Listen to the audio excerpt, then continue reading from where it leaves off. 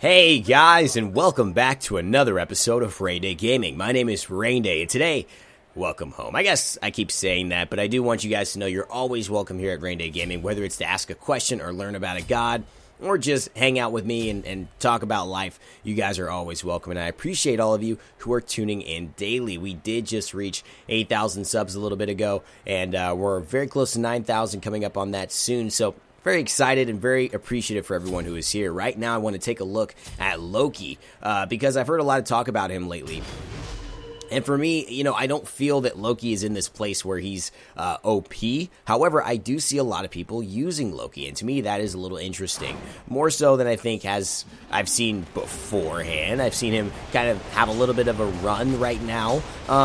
And I think that's cool. A lot of people have also asked me to, you know, how do you play Loki? And the real answer is, guys, I don't play a lot of Loki, but I've been trying lately, especially in Season 3, to give you guys a look at gods and different gods and give you guys at least some type of foundation. So this is kind of how I've been building Loki, how I've been playing him. Loki is, of course, your typical assassin character in Smite. He's one of those characters that is not able to take a punch, but he's able to give one if you do not pressure him. The thing is, if he gets pressured, you know, obviously he has his stealth, which can allow him to get away in moments like that, but it is very difficult if he gets locked down or any type of CC or team pressure to stay out of it. Quickly, let's talk about Loki's abilities so you guys know what I'm going to be doing. His number one, like you saw, was Stealth. It is actually called Vanish. He basically gains immunity from slows and removes any slows that are upon him when he is in that mode, or when he goes into it. And his next basic attack after he exits Vanish does a bleed. So it's basically bleeding damage over time for several seconds. I believe you stealth for 4 seconds and the bleed lasts for, I don't know, for 2 seconds afterwards or something. I don't know. I have no idea. It's a few seconds, but just know that you see the bleed is there as we're trying to go ahead and kill this Bakasura. He's running around. He's got some tornadoes on him, and it looks like SNSD goes ahead and takes out Big Nasty, who our Odin actually ended up getting that first blood for us here in this arena. So that was good for us. A good start. I'm still trying to get myself on the board.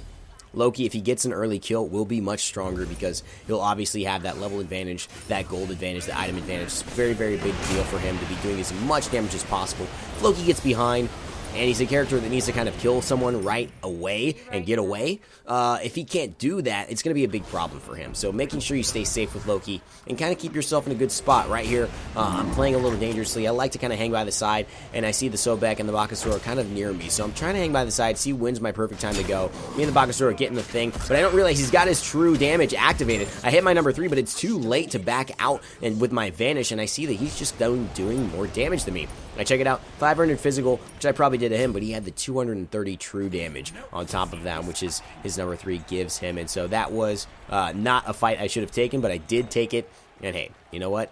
You learn your lessons. You learn your lessons. Hopefully I don't do that again in this video. I hope you guys see that that doesn't happen. Our Odin and our Kukulkan in a bad spot here, but a great ring by the Odin and a great ultimate by the Kukulkan. The Bakasura trying to get away, but I get my last attack and the dot damage finishes up the Bakasura. I get pulled by the Sobek. I'm trying not to use my ultimate to escape. I don't want to do that. I'm avoiding the Amuz and Cobb ultimate. I do get out of that. The Sobek comes. I get the cleanse from the hell and I go into my Vanish, removing any slows and speeding myself up a little bit there. Now the Sobek is trying to run away. I've got my 3 activated. I've got my ultimate. I go onto the Sobek. I hit him once. I slow him. I hit him again, and I get my second kill of the game. 2-1-2 after just dying, turning it around and making sure they know my name. What an audacious move. There's no way this Loki, after almost dying, is going to seriously turn around and ult me, thinks the Sobek, before he gets ulted. Those are his famous last words, guys. But I gotta tell you, Loki is always a danger. I'm always turning around, like I said, whenever a Loki is. I'm looking at my minimap at all times. What you're seeing me throw up there with my number 2 is you'll see me throw here pretty much on these minions very, very soon. It's called Decoy. It's basically a decoy that explodes after a while, causing damages. Oh, wow, I just got picked. I got to go into my Vanish. I'm able to get out. I don't think the Sobek knows where I am, and so I'm able to get back out to safety. But what that decoy will do is just do some damage. It will make all the minions on the enemy team go to that decoy until it explodes, giving you about 3 seconds of basically, you know, buying yourself some time. I'm going on this Bakasura, but the Sobek sees that. He picks me up, but the Athena's there. 25% less damage, which is great for me. The Sobek is kind of unattended there. The Athena taunt I know is coming out, and I wait to go ahead and hit 1 basic attack onto the Bakasura. That's enough for that. The Kukulkan ultimate takes out John Morales there. Visual doing his thing. Changa is trapped in. There's no way for her to get out, but the Scylla damage is a lot. I'm threatened by the Ama Monster. I know Big has that one, and look at that damage. SNSD, I know you got that second kill, baby. but you just got killed here today. Big Nasty getting his revenge, and getting back to the base is myself as the Loki, wanting to pick up another item. You see I've gone for Heartseeker there, which is a nice item, allowing Loki to basically get going, because if he builds up 5 stacks, not only does he have the max attack speed until then, increasing I think by 3% each stack, but then I also get 40 extra damage onto my abilities. And why is that important? Loki's abilities basically scale really, really well. Now, if you see a guy with 80% or higher scaling, you could typically say they scale well. What that means is how much percentage of the magical or physical power do they have going into their abilities to cause more damage. As the Bakasura ults, I need to get out of here. I use my Vanish to escape the slow. Obviously, that happens. It was actually a cripple, but I guess Loki's able to do it. Go ahead and evade that. And of course, the Athena getting trapped there, but the Big with a nice ultimate there. I've got my ultimate as well. I could insta-kill somebody if I have the balls to do it.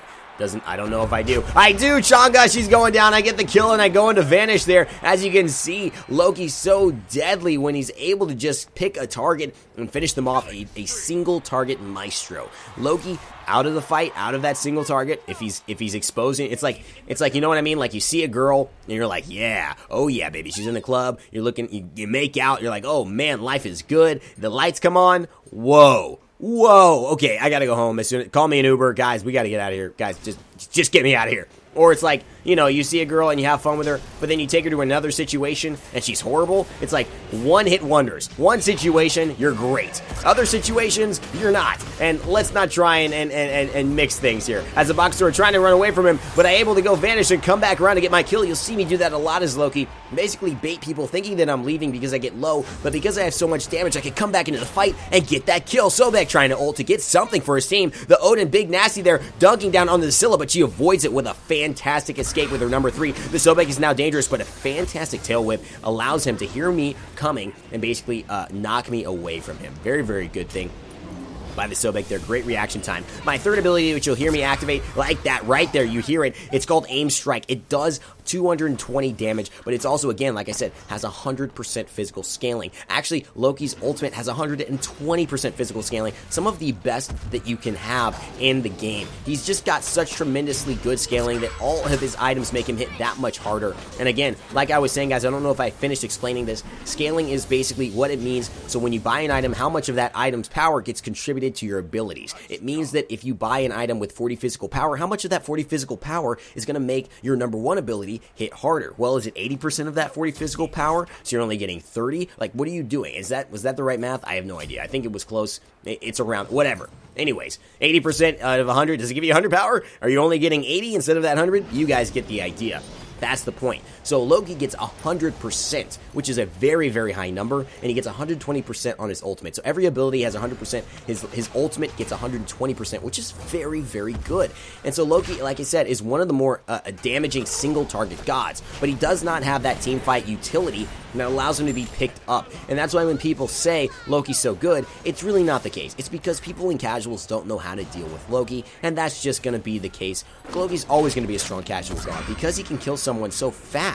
It's just, look at this, the Bakasura's there, I ult him, he beads out of the ult, he had that in mind, but I go ahead and Vanish as well, and that's just a basically way to go ahead and get myself in a good spot. The Bakasura is still trying to chase me, he may get me, I have no idea, I'm trying to survive. The hell damage, the hell cleanse, and the heal does come to help me. Big picks up Vigil there, the Bakasura, and I'm able to get out of that alive, not killing him, because of course Bakasura with that true damage, very hard to deal with, but still basically getting the assist and allowing my teammate Big to go ahead and finish him off. Loki's ultimate, as you guys can see, is called Assassinate, and it's basically a huge damaging ability, 450 base damage plus 120% of my physical power. You get a 1-second stun. You can activate your number 3 before, so you get the damage from the 3 and the Assassinate there. Changa looking like she's got nowhere to go, however. I do not want to pursue her because everyone is expecting that. The targets over here are much better, however, I pop out using that basic attack and whiffing. One of the things with Loki that may not really serve you, as you saw in some of my other abilities, is you going out of Vanish, using that basic attack, and then basically whiffing, getting yourself out of stealth sucks. And I cannot believe the Sobek has such good reactions. Who is this freaking guy? What is, I mean, I have no idea. Who has good reactions in the world? And can we just make a reference? Is he that guy? I don't understand. I don't know what I should have said. I don't know. Tiger Woods? No, that's not a good one. Michael Jordan? Who has good reactions? Oh, a goalkeeper. How about Raul Bravo or something? I don't know. Anyways, I'm losing Cobb. He's going down. I've got my Vanish coming up. Basically, he doesn't have the reaction time there. The Sobek, he needs to be playing some of the Hunters or something like that. Somebody with a better escape because he's got so many good reactions, but he's leaving his team to die there. I'm going unstoppable. I'm 7-1. That's 7 kills in a row, baby. Loki going ham, and I can see why people in casuals, it's so hard to track and coordinate somebody. It's like Ao Kwang. Super good in casual, super good in even ranked because of the fact that you need a little bit of a coordinated team to just deal with him. It's not very hard, but you just need you need a team to say, okay, whenever he shows up, hey, Loki's here, okay, kill him, right? Because he's out, let's pop him out of stealth, CC him. Somebody throw your stun on him, right? That's exactly what it is. The Weakening Curse comes out from the Sobek, but I grab Sprint. Why do I do that, guys? Because everyone's going to grab Weakening. So how do you counter that? By sprinting, because it makes you immune to slows, and you basically get to speed up. So if someone pops Weakening, go ahead and pop Sprint. You've got that handled there. The Moose and Cobb, go ahead, but my Sprint is down, but someone else pops their Sprint. It looks like I'm going ahead, going to hit that Bakasura. Is he going to die? It looks like he's taken down, but I get the kill. I get shut down by Iggins at the very last moment, but it doesn't matter because the team decides to surrender, and that, my friends, is a quick look at Loki. Is he really that strong? My opinion is no. But in casuals, yes. So can you have just as much fun as I just did with Loki in your games?